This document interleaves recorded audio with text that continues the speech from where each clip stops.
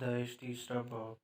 سانپ پلدستی جانوروں سے جن کو خداوند خدا نے بنایا تھا چالاک تھا، اور اس نے عورت سے کہا کہ واقعی خدا نے کہا ہے کہ باغ کے کسی درخت کا پھل نہ کھانا۔ عورت نے سانپ سے کہا کہ باغ کے درخت کا پھل تو ہم کھاتے ہیں، پر جو درخت کے باغ کے بیچ میں ہے اس پھل کی بابت خدا نے کہا ہے کہ تم نہ تو اسے کھانا اور نہ چھونا ورنہ مر جاؤ گے۔ تب سانپ نے عورت سے کہا کہ تم ہرگز نہ مرو گے، بلکہ خدا جانتا ہے کہ جس دن تم اسے کھاؤ گے تمہاری آنکھیں کھل جائیں گی اور تم خدا کی مانند نیک و بد کے جاننے والے بن جاؤ گے۔ عورت نے دیکھا کہ وہ درخت کھانے کے لیے اچھا اور آنکھوں کو خوشنما معلوم ہوتا ہے اور عقل بخشنے کے لیے خوب ہے، تو اس پھل میں سے لیا اور کھایا اور اپنے شوہر کو بھی دیا اور اس نے کھایا۔ تب دونوں کی آنکھیں کھل گئی اور ان کو معلوم ہوا کہ وہ ننگے ہیں، اور انہوں نے انجیر کے پتوں کو سی کر اپنے لیے لنگیاں بنائیں۔ اور انہوں نے خداوند خدا کی آواز جو ٹھنڈے وقت باغ میں پھرتا تھا سنی، اور آدم اور اس کی بیوی نے اپنے آپ کو خداوند کے حضور سے باغ کے درخت میں چھپایا۔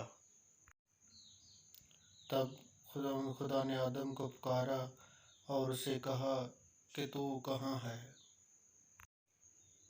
اس نے کہا میں نے باغ میں تیری آواز سنی اور میں ڈرا کیونکہ میں ننگا تھا اور میں نے اپنے آپ کو چھپایا۔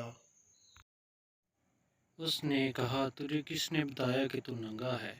کیا تو نے اس درخت کا پھل کھایا جس کی بابت میں نے تجھے حکم دیا تھا کہ اسے نہ کھانا؟ آدم نے کہا جس عورت کو تو نے میرے ساتھ کیا ہے اس نے مجھے اس درخت کا پھل دیا اور میں نے کھایا۔ تب خداوند خدا نے عورت سے کہا کہ تو نے یہ کیا کیا؟ عورت نے کہا کہ سانپ نے مجھے بہکایا تو میں نے کھایا۔ اور خداوند خدا نے سانپ سے کہا اس لیے کہ تو نے یہ کیا تو سب چوپایوں اور دشتی جانوروں میں سے ملعون ٹھہرا، تو اپنے پیٹ کے بل چلے گا اور اپنی عمر بھر خاک چاٹے گا۔ اور میں تیرے اور عورت کے درمیان اور تیری نسل اور عورت کی نسل کے درمیان عداوت ڈالوں گا، وہ تیرے سر کو کچلے گا اور تو اس کی ایڑی پر کاٹے گا۔ پھر اس نے عورت سے کہا کہ میں تیرے درد حمل کو بہت بڑھاؤں گا، تو درد کے ساتھ بچے جنے گی، اور تیری رغبت اپنے شوہر کی طرف ہوگی اور وہ تجھ پر حکومت کرے گا۔ اور آدم سے اس نے کہا چونکہ تو نے اپنی بیوی کی بات مانی اور اس درخت کا پھل کھایا جس کی بابت میں نے تجھے حکم دیا تھا اسے نہ کھانا، اسی لیے زمین تیرے سبب سے لعنتی ہوئی، مشقت کے ساتھ تو اپنی عمر بھر اس کی پیداوار کھائے گا۔ اور وہ تیرے لیے کانٹے اور اونٹ کٹارے اگائے گی اور تو کھیت کی سبزی کھائے گا۔ تو اپنے منہ کے پسینے کی روٹی کھائے گا جب تک کہ زمین میں تو پھر لوٹ نہ جائے، اس لیے کہ تو اس سے نکالا گیا ہے، کیونکہ تو خاک ہے اور خاک میں پھر لوٹ جائے گا۔ اور آدم نے اپنی بیوی کا نام حوا رکھا، اس لیے کہ وہ سب زندوں کی ماں ہے۔ اور خداوند خدا نے آدم کو اور اس کی بیوی کے واسطے چمڑے کے کرتے بنا کر ان کو پہنائے۔ اور خداوند خدا نے کہا کہ دیکھو انسان نیک و بد کی پہچان میں ہم میں سے ایک کی مانند ہو گیا، اب کہیں ایسا نہ ہو کہ وہ اپنے ہاتھ بڑھائے اور حیات کے درخت سے بھی کچھ لے کر کھائے اور وہ ہمیشہ جیتا رہے۔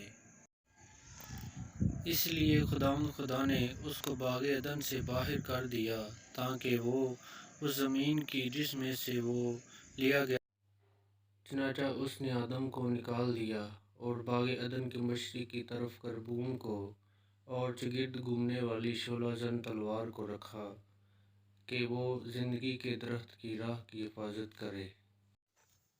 پیدائش چوتھا باب۔ اور آدم اپنی بیوی ہوا کے پاس گیا اور وہ حاملہ ہوئی اور اس کے قائن پیدا ہوا۔ تب اس نے کہا مجھے خداوند سے ایک مرد ملا۔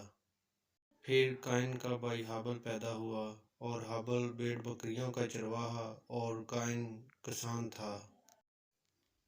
چند روز کے بعد یوں ہوا کہ قائن اپنے کھیت کے پھل کا ہدیہ خداوند کے واسطے لایا، اور حابل بھی اپنی بھیڑ بکریوں کے کچھ پلوٹھے بچوں کا اور کچھ ان کی چربی کا ہدیہ لایا، اور خداوند نے حابل کو اور اس کے ہدیے کو منظور کیا۔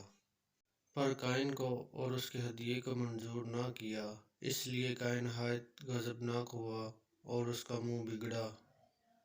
اور خداوند نے قائن سے کہا تو کیوں غضبناک ہوا اور تیرا منہ کیوں بگڑا ہوا؟ اگر تو بھلا کرے تو کیا مقبول نہ ہوگا، اور اگر تو بھلا نہ کرے تو گناہ دروازے پر دبکا بیٹھا ہے اور تیرا مشتاق ہے، پار تو اس پر غالب آ۔ اور قائن نے اپنے بھائی حابل کو کچھ کہا، اور جب وہ دونوں کھیت میں تھے تو یوں ہوا کہ قائن نے اپنے بھائی حابل پر حملہ کیا اور اسے قتل کر ڈالا۔ تب خداوند نے قائن سے کہا تیرا بھائی حابل کہاں ہے؟ اس نے کہا مجھے معلوم نہیں، کیا میں اپنے بھائی کا محافظ ہوں؟ پھر اس نے کہا تو نے کیا کیا؟ تیرے بھائی کا خون زمین سے مجھ کو پکارتا ہے۔ اب تو زمین کی طرف سے لعنتی ہوا جس نے اپنا منہ پسارا کہ تیرے ہاتھ سے تیرے بھائی کا خون لے۔ جب تو زمین کو جوتے گا وہ اب تجھے اپنی پیداوار نہ دے گی، اور زمین پر تو خانہ خراب اور آوارہ ہوگا۔ تب قائن نے خداوند سے کہا کہ میری سزا برداشت سے باہر ہے۔ دیکھ آج تو نے مجھے روئے زمین سے نکال دیا ہے، اور میں تیرے حضور سے روپوش ہو جاؤں گا، اور زمین پر خانہ خراب اور آوارہ رہوں گا، اور ایسا ہوگا کہ جو کوئی مجھے پائے گا قتل کر ڈالے گا۔ تب خداوند نے اس سے کہا نہیں، بلکہ جو قائن کو قتل کرے اس سے 7 گنا بدلہ لیا جائے گا۔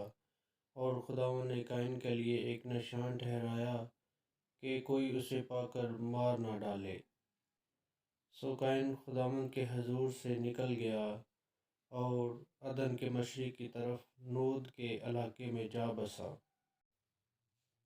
اور قائن اپنی بیوی کے پاس گیا اور وہ حاملہ ہوئی اور اس کے حنوک پیدا ہوا، اور اس نے ایک شہر بسایا اور اس کا نام اپنے بیٹے کے نام پر حنوک رکھا۔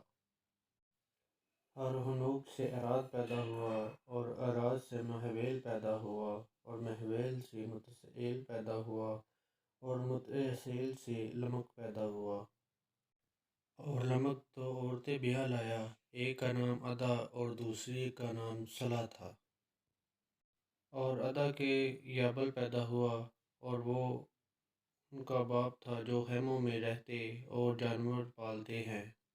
اور اس کے بھائی کا نام یوبل تھا، وہ بین اور بانسلی بجانے والے کا باپ تھا۔ اور سلا کے تبل قائن پیدا ہوا جو پیتل اور لوہے کے سب تیز ہتھیاروں کا بنانے والا تھا، اور نما تبل قائن کی بہن تھی۔ اور لمک نے اپنی بیویوں سے کہا کہ اے ادا اے سلا میری بات سنو، اے لمک کی بیویوں میرے صحن پر کان لگاؤ، میں نے ایک مرد کو جس نے مجھے زخمی کیا مار ڈالا، اور ایک جوان کو جس نے میرے چوٹ لگائی قتل کر ڈالا۔ اگر قائن کا بدلہ 7 گنا لیا جائے گا تو لمک کا 70 اور 7 گنا۔ اور آدم پھر اپنی بیوی کے پاس گیا، اور اس کے ایک اور بیٹا ہوا اور اس کا نام سیت رکھا۔ اور وہ کہنے لگی کہ خدا نے حابل کی اوس جس کو قائن نے قتل کیا مجھے دوسرا فرزند دیا۔ اور سیت کے ہاں بھی ایک بیٹا پیدا ہوا جس کا نام اس نے انوس رکھا۔ اس وقت سے لوگ یہوہ کا نام لے کر دعا کرنے لگے۔ آمین۔